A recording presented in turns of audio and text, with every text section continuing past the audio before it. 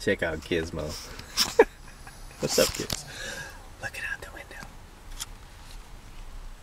Gizzy.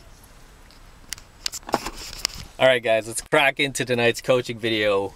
And the title and topic for tonight's coaching video is she reacting to you or are you reacting to her? Because in every single social situation, there's always going to be one person who is reacting more than the other person. And as I've taught all of my self-development students, it's basic psychology, the person who reacts less, right? The person who is reacting the least in the interaction has the higher value. The person who is reacting more has the lower value, right? And this is why you see me being a picture perfect example of what I teach you guys, right? Where I stay non-reactive, I stay icy, and nobody can pull me out of my reality, right? I'm strong in my frame. You can't pull me out of my reality. It's pretty much impossible. God himself would need to come down or need to send his son Jesus down to talk to me to pull me out of my reality.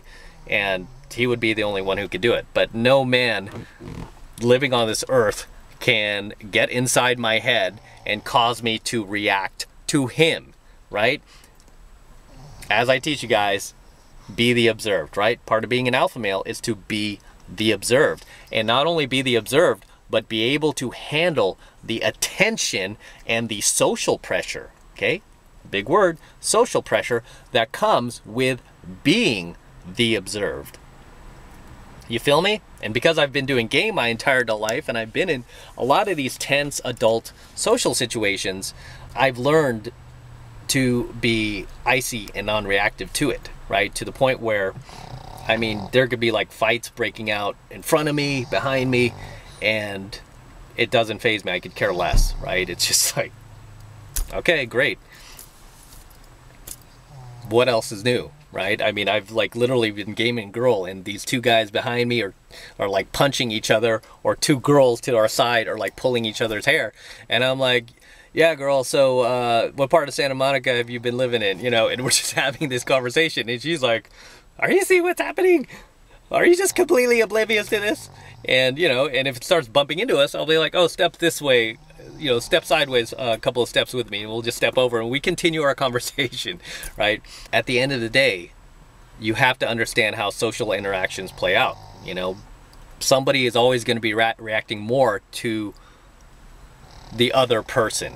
Being on YouTube, obviously, you know, you're going to get haters, right? You get a lot of haters.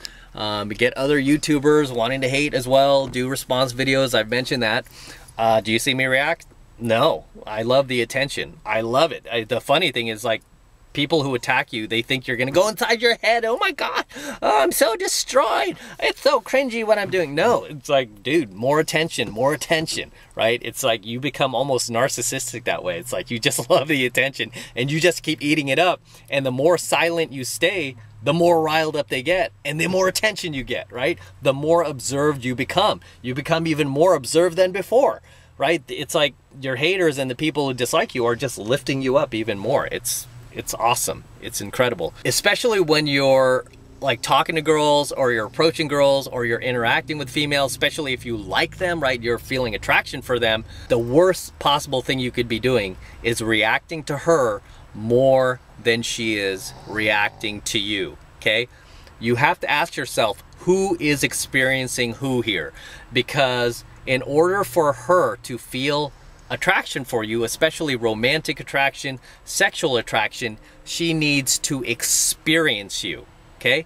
She needs to know what you're about, what type of personality you have, what type of behaviors you have, characteristics, little quirks she might find cute about you. She needs to experience that.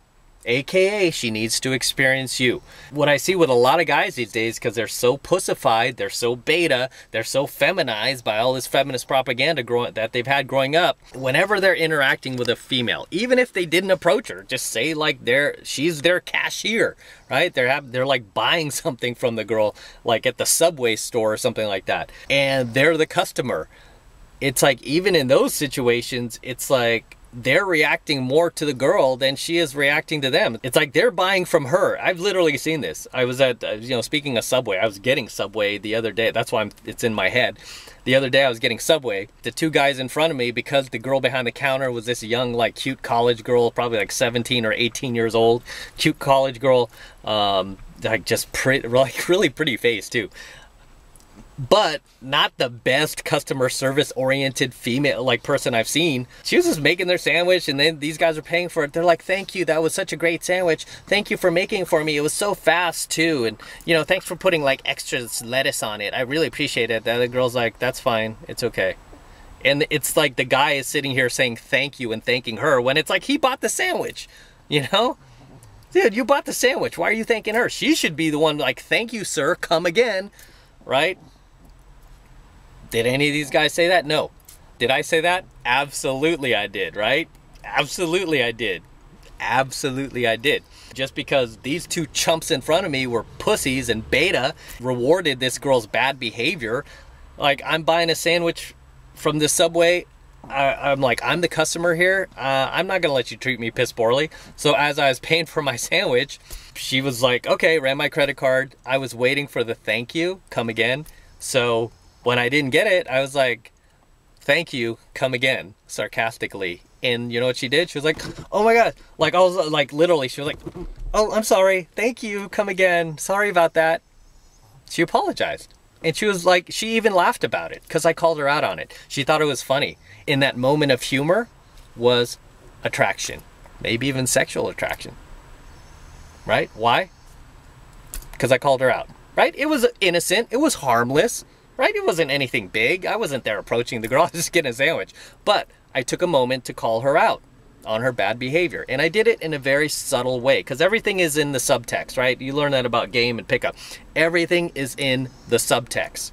Speaking of which, some hater did like a YouTube review of like one of my approaches online. He's like, look, M has no game. He had no game. Look at this horrible, cringy approach he did at UCLA. And it's like, dude, I ended up dating that girl. What the fuck are you talking about? That chick was like my girlfriend for a year because of that approach. Are you insane? I even sent that to the girl that I had approached in that video. She saw it. She was laughing her ass off. She was like, what do you call them? Incels? She was like, they're incels. She was like, I was super attracted to you. You came into the study hall and sat down. She was like, I couldn't believe it. And she even admitted like her heart was beating fast. She told me that. She was like, my heart was beating like fast when you were sitting there approaching me. And she was like, you were like really, really good with just kind of making an uncomfortable situation comfortable. That's what she said. She was like, you're really good at making an uncomfortable situation comfortable. She was like, why would they even say this? She was like, that was great. She was like, I'm so glad you had that on tape that the first time we met. How could they not know? Like incels, I taught her that word. And I said, it's because everything is in the subtext, right? And I'm like, because you were there during the approach, it was the subtleties, right, that in the approach. It was what was in the subtext. It wasn't what I was saying. It wasn't even so much what I was doing. It was everything was in the subtext. And that's what attracted her, right? I was like, that's what attracted you. And she was like, yeah. And I go, that's what you can't capture on camera. That's very hard to capture on camera. That's what you can't see. Plus my back was turned the entire time. The girl needs to be experiencing you. Okay, and in that situation at the Subway where I just kind of dropped a little bit of game, right? A little hint of game with the girl when I called her out, and she immediately jumped back and just kind of got frazzled by that. I could see the attraction in her eyes, in her aura, in her body language, in her voice tonality, in her blushing. The girl even blushed. I caught that, right? Just in this tiny moment of her experiencing me. I wasn't experiencing her. I knew what she was about. She was experiencing me, right? And because so many guys are such little bitches these days, are such chumps, and they are too busy experiencing the girl, it's all about you, woman. What else is so great about you? Oh, you're so perfect. You know, they're too busy experiencing the girl. They never give the girl a chance to experience them. And with that girl at Subway, even in that tiny moment of experiencing me, she felt a jolt. It's the best way to describe it. A jolt of attraction for me. Okay? She felt a jolt of attraction for me. You know what? I could have easily plowed forward. I could have easily transitioned into more game. But you know what? That was enough for that situation. I was like, that's enough. I go to the Subway a lot. I'll see her again. Right? I don't need to do anything right now. Plus, I had my girl with me. So I was like, I'll be back. Right? I'll be back. Why was that so easy? It's so easy, especially today, because most guys are such chumps. Most guys are such little bitches. Most guys are too busy experiencing the girl. It's all about you, girl. Who are you? Tell me about you. Tell me about how perfect you are. And they never give the girl a chance to experience them. Period. Period. Okay? So understand this, fellas. In every social interaction you have with a female, whether you're approaching her, gaming her, she's in your social circle, you work with her, she's some girl at your gym that you like, she's working behind the Subway counter or the Starbucks counter, or she's your barista, whatever. In order for her to feel anything for you, especially romantic or sexual feelings for you, she must experience you. Okay? She must experience you. This is why when my students see me getting into it with a girl in a set and I'm holding my frame, even though they're looking at the surface of it like, oh my gosh, he's getting into it, all these people are watching him, guess what? The subtext of that is she's experiencing me. Okay? She's getting the opportunity to experience me. And because of that, she gains attraction for me. These incels, they couldn't see that. They couldn't see that the girl was experiencing me. For them, because they're not used to doing cold approach, for them, like, oh my God, this is so cringy. It's so cringy. Oh, I can't even watch it. I can't even watch it. I can't watch it. Because they're not used to seeing a man approach a woman and communicate, have that male to female attraction type communication. Instead, they're used to that polite, friendly, safe, very safe platonic communication. Hi, how is you? How are you? How's your day? Fine. How's yours? They're used to that. They're not used to this like pickup artist, like who's like in his 40s walking into a UCLA study hall where all these kids are studying and see the cute hot girl and sit there, pick her up, and literally end up dating that girl. Understand that, guys? The girl must experience you. Stop trying to experience her. Okay? Stop trying to experience her. Stop being a little girl. Let her experience you. Okay? Don't let her take control of the conversation. Don't let her take control of the frame. Don't let her lead you or lead the interaction. Okay? Because she's just going to lead it right to the close. She's going to be like, this guy's a little bitch. I'm going to lead this to the close. Oh, sorry. I got to go. I got to go meet my friends. Bye. Right? No.